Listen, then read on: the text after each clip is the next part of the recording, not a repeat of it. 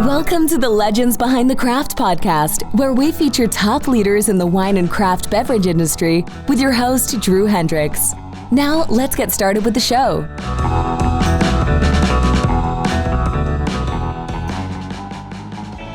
Drew Hendricks here. I'm the host of the Legends Behind the Craft podcast, where I talk with leaders in the wine and craft beverage industry, from sensory design experts like Dr. Hobie Wedler, who helps brands think beyond the visual, to today's guest, Zach Kamphuis, whose e-commerce solution enables wineries to provide a better shopping experience. Today's episode, it's sponsored by Barrels Ahead. At Barrels Ahead, we work with you to implement a one-of-a-kind marketing strategy, one that highlights your authenticity, tells your story, and connects you with your ideal customers. Zach, in short, if you're a business looking to retain a winery as a client, Barrels Ahead will figure out a plan to make it happen. Go to barrelsahead.com today to learn more. Now, before I introduce today's guest, I want to give a big thank you to last week's guest, Mark Hansen, co-founder of Rikkyo Vineyards, and thank you to Paul Salcedo at Bottle Van for connecting us. Check out last week's show to learn why it's so important to create a full experience for people when they visit your winery. I am super excited to talk with today's guest, Zach Kamphuis. Zach's the sales manager at Commerce7, and he's been working there since its inception 3 years ago. Zach and the Commerce7 team are focused on making it easy for wineries to create a better consumer shopping experience. And they do this by providing a customer-centric, direct-to-consumer sales platform that was specifically designed for the wine industry. Welcome to the show, Zach. Hey, thanks for having me, Drew. Oh, thanks for being on. Mm-hmm.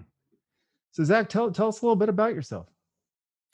Yeah, I live in Vancouver, Canada. I've been working at Commerce7 for the past 3 years. Most recently as the sales manager here. Being up in BC, like to get outdoors a lot, like to do kayaking and camping, and in the winter, go skiing. Yeah, really excited to be here today.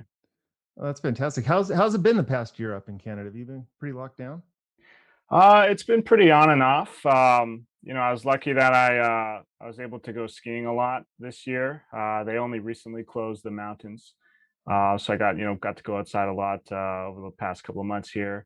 Got to go to the beach a lot, so it wasn't too bad. Right now, I think it's a little worse over east in Ontario, but in BC for the most part, restaurants have been open, bars have been open, just table seating, of course, though. Yeah. How was the snow this year? It was great. It was a good year.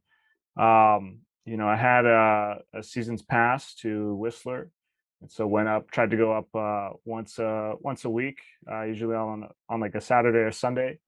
And yeah, there's a lot of really good days this year. Oh man, I'm jealous. I was out the whole year. Mm-hmm. In September I tore my quad tendon. So I had quad surgery in December. Just now getting back into surfing and starting to think about skiing. Definitely next year. Yeah. Well, it sounds like it's getting better, so that's good to hear. Oh yeah, no, fully recovered. Mm-hmm. So Commerce7, I do know. Share a little bit about like what makes Commerce7 unique in your platform. Yeah, what makes us unique? Well, I guess just to take a step back, for those that are maybe not aware, so Commerce7, we're basically a DTC sales platform, right? So wineries use our software to sell through all their major direct-to-consumer sales channels. And in terms of what makes us unique, we really believe that customer experience is the number one reason why a consumer chooses a brand. Today with consumers having so much choice, right? They have a global choice with products. Can't really compete on product or price anymore, right? That's kind of the bare requirement, I guess, to entry in the market here. So we really think that customer experience is the number one reason why someone's going to choose a brand. It's really the place where brands are competing today. And what makes us unique is, as a company, we have a huge emphasis, huge focus on making it easy for wineries to create great consumer shopping experiences, right? We believe it's so important. And so, that belief kind of shapes how we build out the platform. So, we have a huge emphasis on things like, personalization tools, tools that are going to give the customers faster experiences, easier experiences, more flexible experiences, right? So that's how we differ a little bit, I guess, against some of our competitors. Huge emphasis on customer-facing features and functionality, as opposed to trying to meet all the needs of a winery today. the master of, or you do all but master of none thing. Yeah, exactly. So we kind of realized, hey, we're not gonna be the best at everything. So let's just really focus on the customer experience and tools that are catering towards the winery's customer experience. And obviously wineries, they got a lot of other needs, right, with marketing and reporting and inventory and fulfillment and all that stuff. And so our philosophy here is, hey, let's not try to do all that. Let's have a really open platform. It's 100% API based. Basically means it's really easy to integrate and connect with other systems. So let's have this kind of open platform where wineries can just integrate with other best of class software they want to work with, right? So you're not, you know, I guess, held hostage by our platform if you want better reporting options, better inventory options, better marketing options. You can integrate with tons of different platforms out there today. That's so important. That was what Hmm. immediately drew me to your platform. Hmm. Here we have a web development background, and the Hmm. ability to actually create a website using the tools we prefer to create websites on, and not Hmm. being like forced into an ecosystem, has just been so huge. And how easily your system integrates with what we would develop. Hmm. Yeah, exactly. Use any modern content management system. So use what you're familiar with. Use what you prefer. Use what the client's asking for, and then our job here is to just fit as seamlessly as possible into that and give you all the flexibility, all the resources you need to basically not only work with our system but work with the other systems you want to use, other website builders and marketing tools. That's so amazing because Mhm. the web development and all that, it's getting better and better every year. And Exactly. you want Yeah. the freedom to be able to grow and pick the best of Mhm. each class. Yeah, and a lot of these platforms have such great ecosystems already, right? Like WordPress, they've got thousands of plugins. We're never gonna build a content management system as good as WordPress or Craft or one of these headless CMSs that are coming Mhm. out. And these guys, not only do they have great functionality, they also have these big app ecosystems, big template ecosystems. People such as yourself, they're already very familiar with how to build within them, and so we can kind of leverage all of that there. That's amazing. Talk Mhm. talk to me for a minute about the kind of customer centric, and how your personalization tools enable wineries to better represent themselves and engage with the customers. Yeah, definitely. So, personalized experiences are better experiences, right? And we I think wineries know this to be true in the tasting room, right? If I come into the tasting room and I've been there, I'm a local, I come in all the time. Obviously you have some kind of relationship with me, and you want to personalize the experience I'm going to have when I go. And you say, oh, hey Zach, welcome back. Uh, you know, did you know we got this new product? We think you're going to love this. We got this great event coming up. You should totally come out for this, right? As opposed to, if I come into the winery and I say, hey, I've never been here before, then it's going to make more sense to tell me your story and tell me about the brand and the vineyard and maybe the owners, right? And so I think wineries today are doing a good job of personalizing in the tasting room. If I come in and say, hey, I'm really excited to try your Pinot. I'm not a big Chardonnay guy. You're not going to say, oh, well, try the Chardonnay, right? Like it doesn't make sense. And so we um we give wineries the ability to do the same thing online, right? So with our system, you have a bunch of data on your customers. You know what they buy, how often, how much, are they a club member or not, have they been to the tasting room or not, right? You have all this information automatically, and you can use that to personalize the experience they have online with you, right? You can change the content, change the products that they see on your site based off of their relationship with your brand. So for example, if I come to the site and I'm a club member, doesn't make sense to try to get me to sign up for the club. Instead, you could say, hey Zach, here's what's in your next package. Add 6 more bottles, we're going to give you this additional discount. Or hey, here's we got a club only event coming up.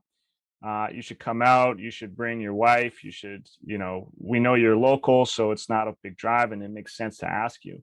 But if I come to the site and I'm not a club member, but maybe I've made multiple purchases, then you could say, hey, did you know club members get all these great benefits, Zach? We'd really recommend you sign up, or something like that. So it's basically changing the way you interact on the site based off of the relationship you have with the visitor. And a lot of great impacts from doing this, right? Average order value goes up. Lifetime value goes up, chances a customer makes a spontaneous purchase go up, right? Personalized experiences, they're more relevant, and because they're more relevant, there's a much higher chance that the visitor or the consumer is actually going to, engage with you and I guess take whatever call to action you're giving them. Oh, absolutely. Mhm. It's amazing. What sort of data? I mean, what sort of data have you seen from, global data from your clients on how your platform has helped them increase their sales? Yeah, it's a great question. So, and just before I talk about the data here, just for everyone's reference, so we've got about 570 winery clients on the platform. Majority of the clients are based in the U.S., so the data pool we have is basically pulled from these clients, and so we see that the wineries who are implementing personalization on their sites, they're changing their content and products based off who's visiting. We see them have a much higher conversion rate than the wineries who don't. It's actually about 6 times higher for the wineries who utilize personalization on their Oh, site. wow. Yeah, and to be fair, I don't think that's all necessarily based off of the personalizations. Like, I believe that the wineries who take the time to implement something like this, they're also going to take the time to really ramp up their other the quality of their website and Mm. their email marketing and ads and things like this. um but we do see that the wineries who take the time implement this, they get on average 6 times higher conversion rate compared to the wineries who don't, who just have kind of generic product pages or generic landing pages on their sites. That's amazing. I like what you brought out there. Like with personalization, if they do have the time and attention to devote to it, they're Hmm. probably taking care of everything else as well. Yeah. Understanding their customers, their website. It's kind of like a person. They want six pack Hmm. abs and they go to the gym. Well, they don't just work out their abs. they're Exactly. going to become a full elite athlete if they really Yeah. want to achieve that goal. And a lot of Hmm. that's the same. And that's what basically your platform helps them kind of perfect that one aspect. But then as they start Yeah. seeing the benefits, it all kind of unfolds. Exactly. Yeah. And so we see it's only about 15% of our clients actually utilize some kind of personalization on Hmm. their sites.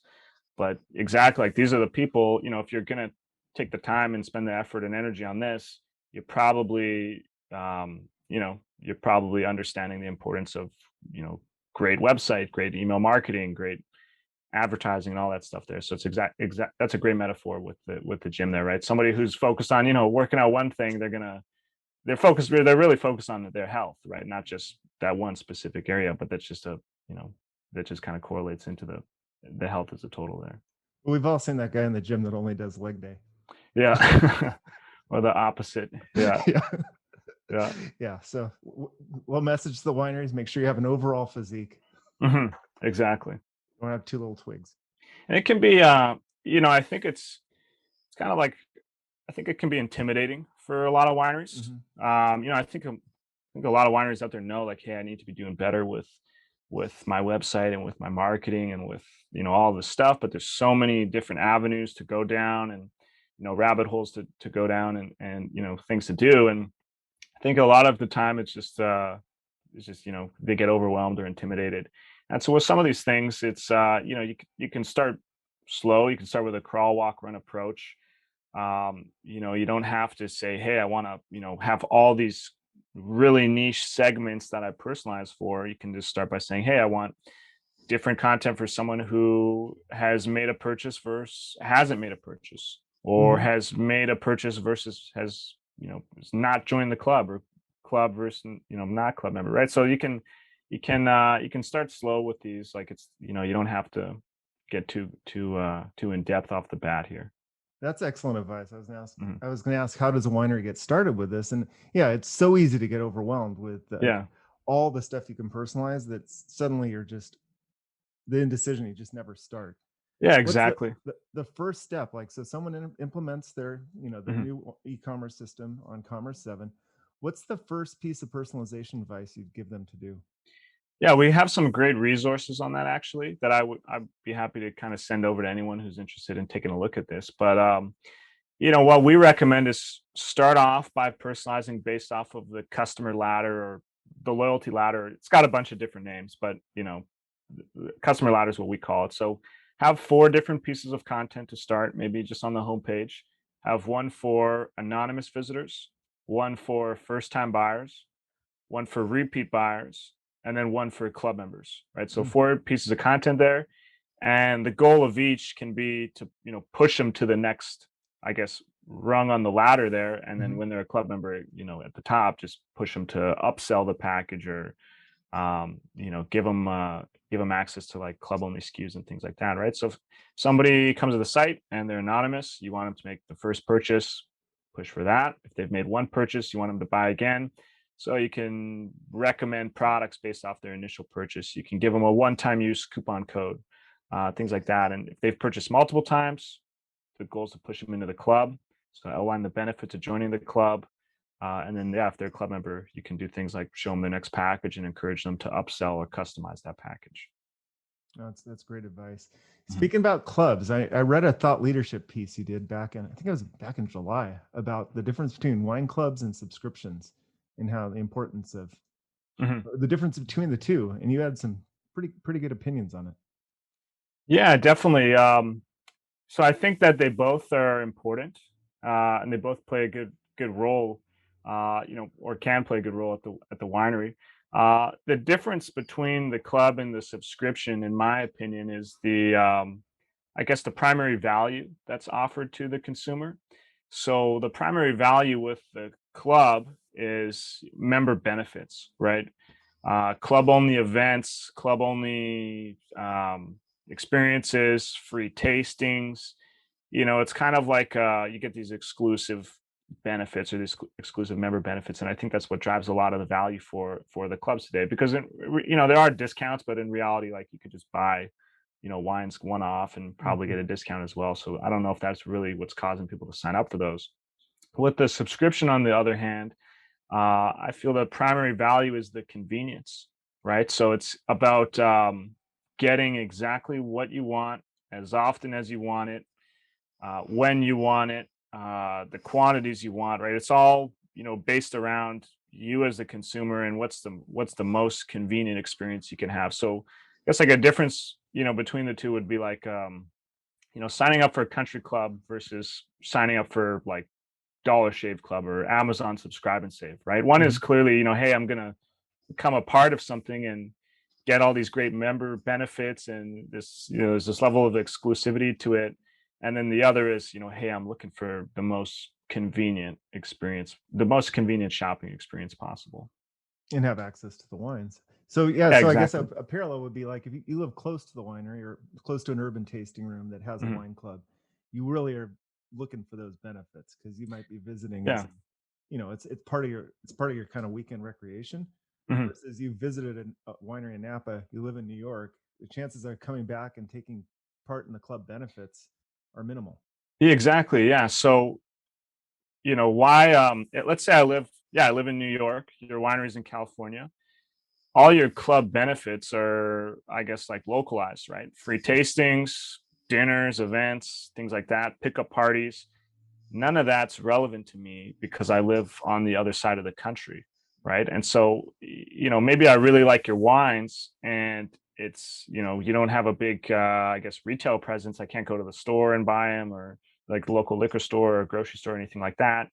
And now I want to get I love your wines. I just want to get them in the most convenient way possible. And so the subscription is a way to do that, right? I can decide, what wines do I want? How often do I want the packages to ship? So what are the frequency of the packages? What are the actual shipment dates? Maybe I want to adjust them based off of, hey, I have an event coming up. I need my package early or something like that.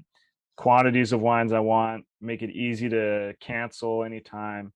I just make it as convenient as possible for the member, because I think a lot of people, that's kind of what they're looking for. And so I think that both play an important role. Like, not at all. Don't at all think that wineries should, switch from having the traditional clubs to having just subscriptions or anything like that. But I think that there's a type of consumer, as you kind of outlined, there's a type of consumer that's going to really value those member benefits. Maybe they live nearby, maybe they travel to California often, and they want those free tastings and the events and things like that. And then there's a type of consumer that just wants to buy your wine in the most convenient way possible. So I think there's room for both there.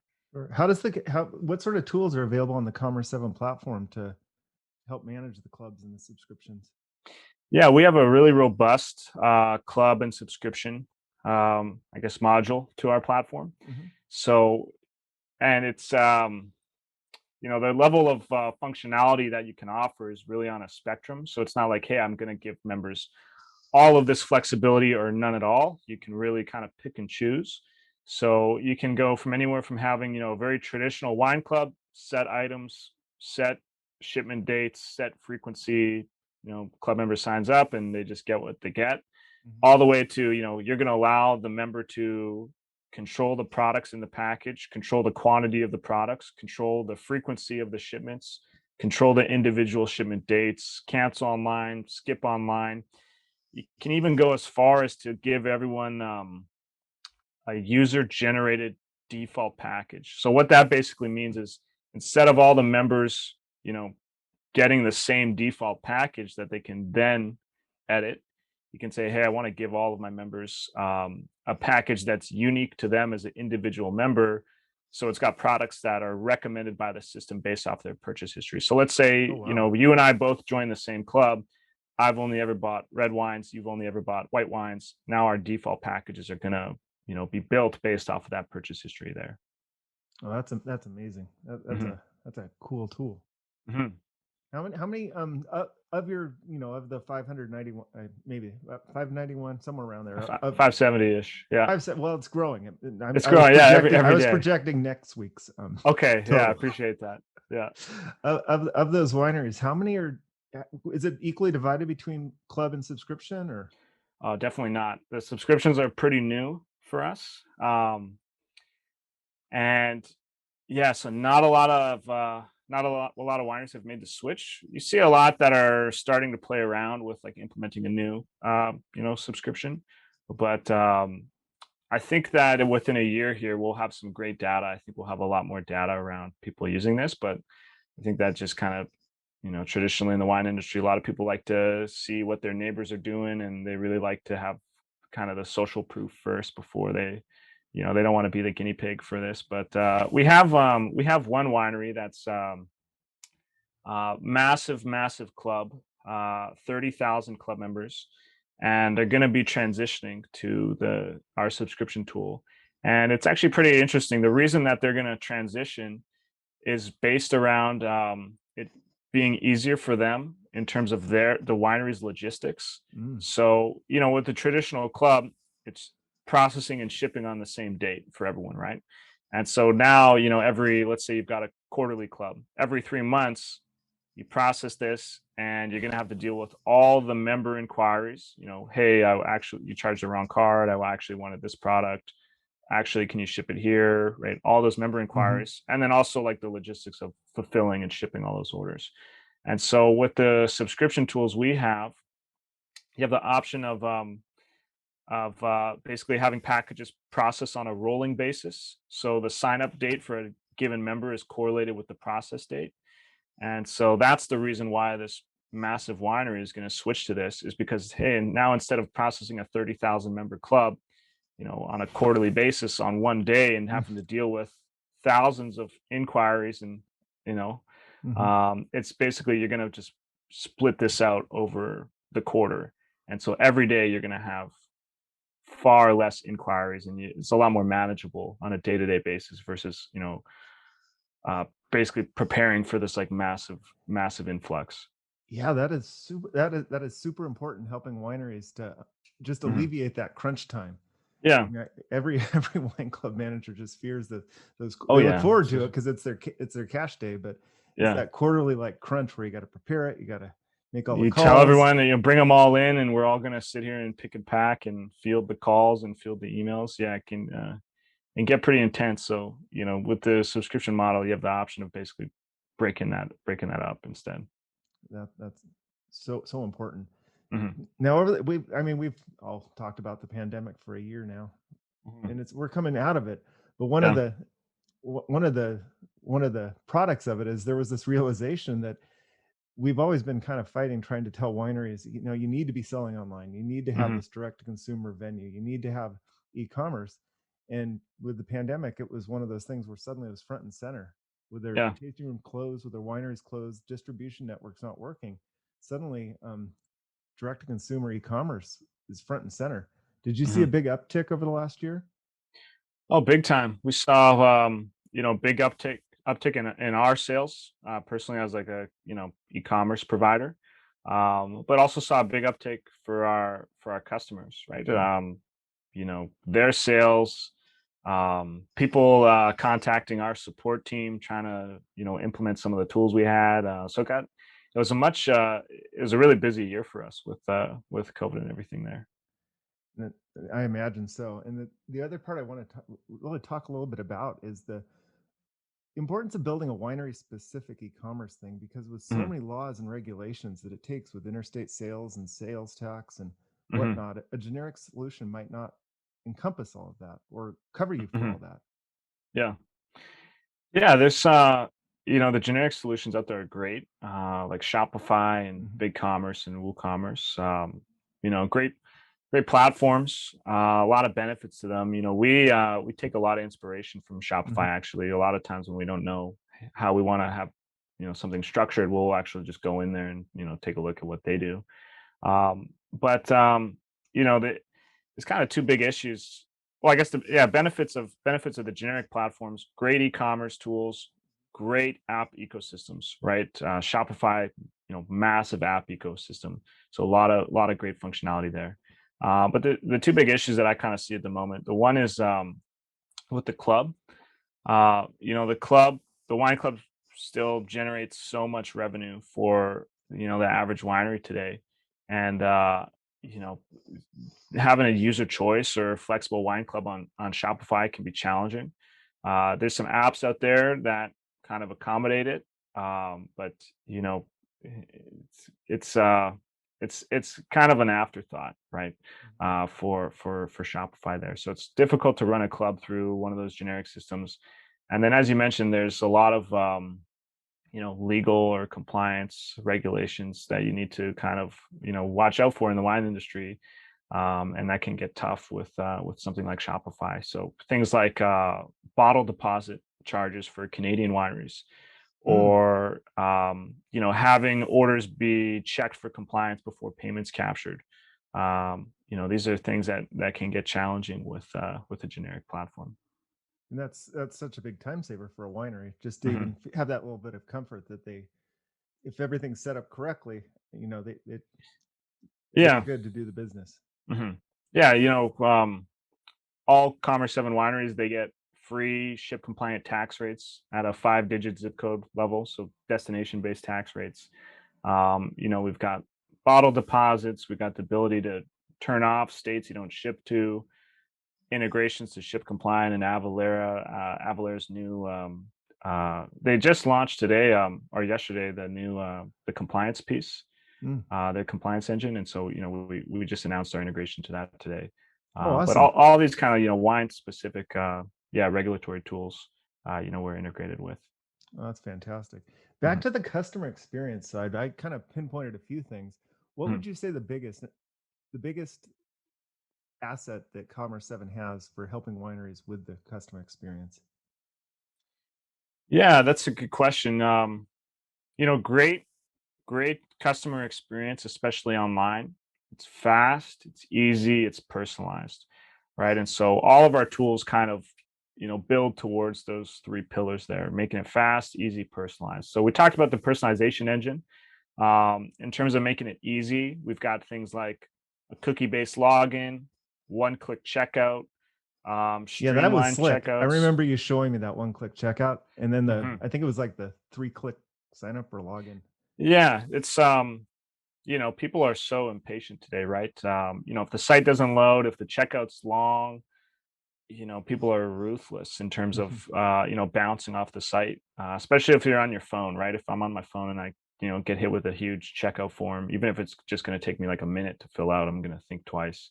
And so yeah, we do everything we can to make it just fast and easy for customers to navigate the site, and especially with the checkout, with having things like the one click checkout, streamlined checkout. You're going to see in June here, or well, actually, maybe I can't talk about that. So, but you will see some developments over the summer here, related to speeding things up a bit. Oh, awesome.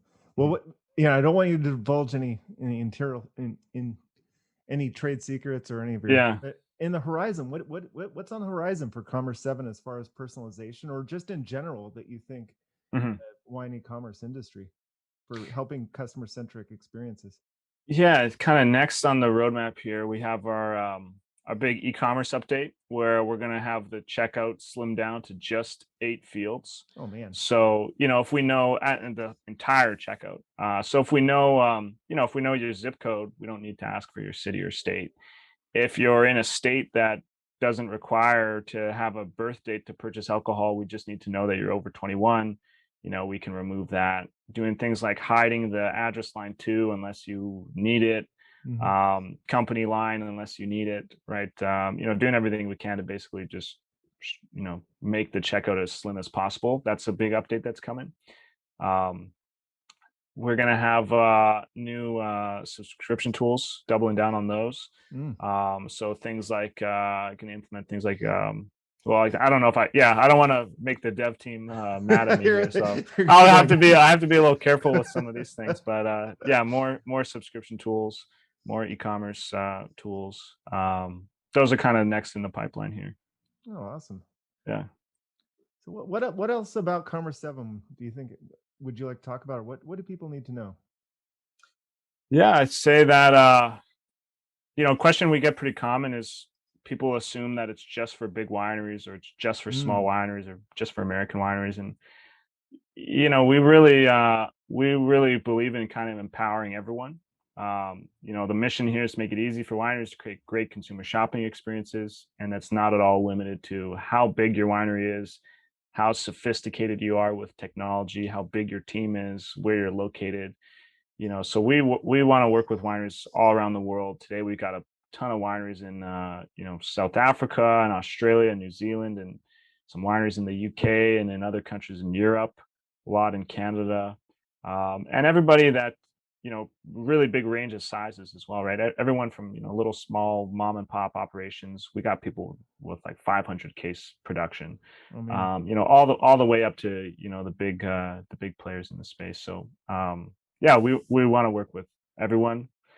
We don't tier off our platform based off of your size, so everyone has access to all the features, all the functionality, all the same resources there, regardless of where you're located and how big your winery is. Oh, that's amazing. That's a great point and so Mhm, valuable, especially to mhm. the small guys that they have the same tools that the, you know, 2, 4, $5 million wineries. Exactly. Yeah. Yeah. And as far as and that was also great to know because we're so, being in California, we're very North America focused, but Mhm.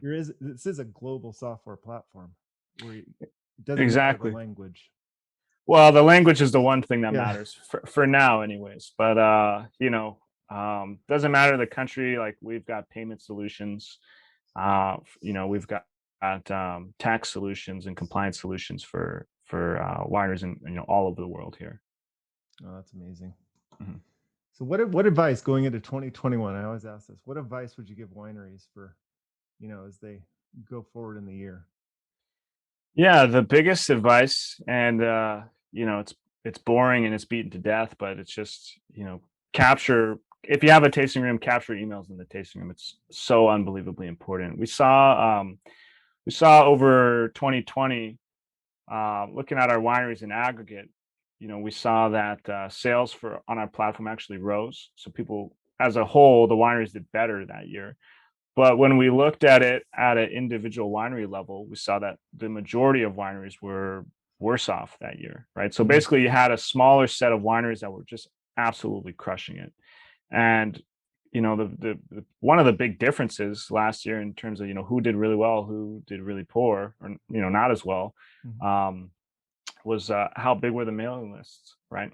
Mhm. The people that had a big mailing list and they could reach out to everyone and push everyone for e-commerce sales and club signups and things like that, they did pretty well. And the wineries who didn't have a big mailing list, didn't really take the time to capture emails when they were open, they were kind of twiddling their thumbs there for a bit. So capturing emails is super important because it helps drive people to your store, your online store, right? Your website. And that's one of the biggest I guess, differences between on our platform, differences between wineries that do really well with e-commerce versus those who, e-commerce is not a big portion of their business is, what's the percentage of tasting room orders that have an email associated with them. I actually have a good stat on that. Let me find that here real quick. It was a great stat here. So actually, I'll share my screen if you don't mind here. Sure. Yeah, so let me go ahead and pull this up. So we looked at, all the wineries on our platform and how many emails they were capturing relative to tasting room orders. So what's the percentage of tasting room orders that had an email associated? And we found the top 10 wineries on our platform in terms of capturing emails. For every dollar they got in the tasting room, they were generating 78 cents online, right? Compared to the bottom 10 wineries on our platform for capturing emails relative to how many tasting room orders they had. For every dollar they were earning in the tasting room, they only got 15 cents online. So huge difference here between the wineries that take the time to get the emails versus those who don't. Huge difference in terms of how that kind of relates to their e-commerce sales here. Those numbers are that's startling. Mhm. When you mentioned, I was kind of guessing like maybe 60 Yeah. cents and 40 cents or something a little more within the band. That's a huge discrepancy. It's a huge gap there. Yeah. So and I actually reached out to those top 10 wineries and said, hey, just so you guys are aware, you guys are killing it with this. Great job. What are you doing, or how are you getting so many emails in the tasting room? And the common theme there was that the wineries who were getting so many emails, they were really stressing the importance of why it's important to capture the emails to the tasting room staff, right? So they weren't saying incentivizing people financially or forcing them to or anything like that. They're basically saying, hey, we make it very clear, very apparent to all the staff why this is so important to do, why this is such an important practice. It's great advice. Mm-hmm. What are your thoughts on incentivizing the staff to collect emails? I know there's a lot of talk about that. Yeah, I've never worked at a winery, so I don't know if it would be a good idea or not. But a concern I'd have I think it could work, but a concern I would have would be like junk emails. So you'd have to, find some way to make sure that these emails don't bounce or unsubscribe immediately or anything like that. So I think it could be helpful if it's done well. Done correctly. Otherwise, you get Yeah. the tasting room associate that comes in with 1,000 email addresses. Yeah. You've had 50 visitors that day. Yeah. Bob@gmail.com, bob1@gmail.com. Yeah. Yeah. So, Zach, what are you drinking lately as we move to wrapping this thing up? Yeah. I'm a member of the Phantom Creek Wine Club. Up in it's a winery up in BC here. Really been enjoying their wine, and also I drink a lot of cider. There's a lot of cider in BC as well. A huge fan of cider. Yeah, Okanagan cider is my favorite there. Crisp apple. Yeah, I took a tour of Okanagan about 3 years ago, 2.5, 3 years ago. I was super impressed with the orchards there, because here you get these apple trees. Like at least there's a lot of cider just east of us, and you get like apple trees that look like trees. But in Okanagan, you've got these high density vineyards or orchards that are just like every 2 feet is this 2 foot wide apple tree with these just packed with more apples than you can imagine. Yeah, a ton of cider up here, and yeah, I'm a big fan. Yeah, I was a fan of, I forget the name. It was like Elephant on the east side of the lake there. The name, like I know there's Elephant something that kind of sounds familiar. I'll find it and put in the show notes, but I was a big fan of that one. And is Phantom Creek over in that area? I could be wrong here. I think they're in Oliver. I haven't actually been out to the winery there yet. I'm planning to go sometime this summer. But I haven't actually been out there, so I'm not too sure where it's located. I'll have to check it out. No, I'm always on the lookout for some good Canadian wines. I was so impressed with those. We came back. The good thing for Californians is we're able to drive back across your border and pay like 25 cents. Yeah. So we were able to stock up. Doesn't work the other way. Yeah. That's what I hear. Even going across the from British Columbia to Alberta. Oh yeah, well that's just politics there. Yeah. But we can only bring 2 bottles in to the province. So anytime I go to the States or California, I got to pick very carefully which 2 bottles I want to bring back. Oh man, well hopefully that'll change. Mhm. So going forward, we're always about gratitude here. Is there anybody you'd like to thank or give a shout out in the wine industry right now that you respect? Yeah, Paul Mabry. You familiar with Paul? Oh yeah, they just pick Yeah, Picks. Yeah, picks. Picks I know him wine. at Emmetry, but I guess they Yeah, changed the name or yeah. I've known Paul for a really long time, so he's a good friend of my dad's.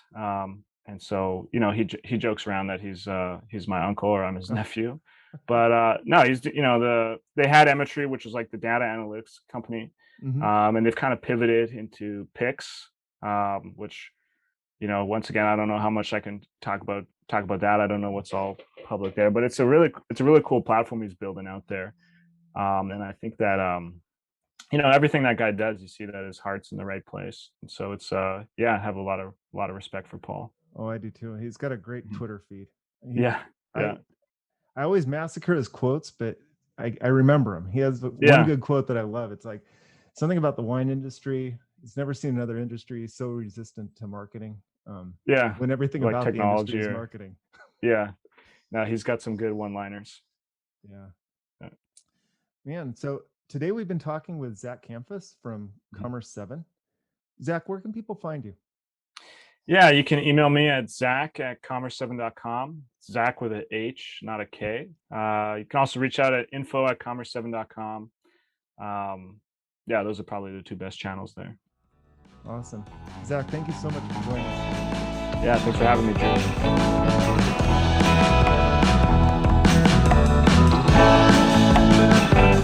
Thanks for listening to the Legends Behind the Craft podcast. We'll see you again next time, and be sure to click subscribe to get future episodes.